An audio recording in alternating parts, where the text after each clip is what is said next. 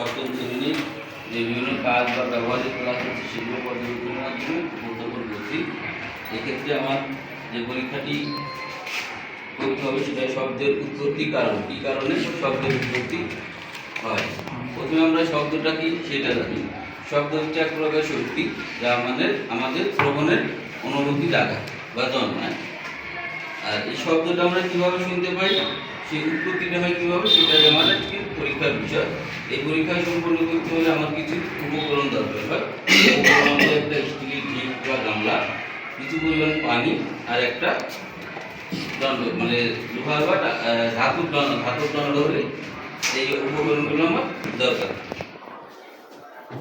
প্রথমে মানে গামলা বা ডিশে কিছু পরিমাণ পানি নিয়ে ধাতুর দণ্ড দিয়ে আমরা একটা শব্দ করবো, আঘাত করবো। আঘাত করলে দেখা যায় একটা শব্দ উৎপন্ন হচ্ছে এবং এই শব্দে পানি আন্দোলিত হচ্ছে বা ঢেউ খাচ্ছে। পানি আন্দোলিত হচ্ছে বা ঢেউ খাচ্ছে এবং শব্দটি শুনতে পাচ্ছি। পুনরায় আমি আবার যখন শব্দ উৎপন্ন করে এটি স্পর্শ করে সাথে সাথে আমার শব্দটা বন্ধ হয়ে যাবে, পানির আন্দোলন বা ঢেউ বন্ধ হয়ে যাবে।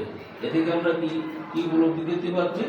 এ থেকে উপলব্ধি করতে হচ্ছে বস্তু কম্পন, যে পানি যে ঢেউ মানে শব্দের কারণে আমার জিনিসটা কম্পিত হচ্ছে, সেই কম্পনের ফলে শব্দের উৎপত্তি হয়েছিল। আমি যখনই আবার বাড়িয়ে দিলাম শব্দ কম্পন থেমে গেল, শব্দ উৎপত্তিও থেমে গেল।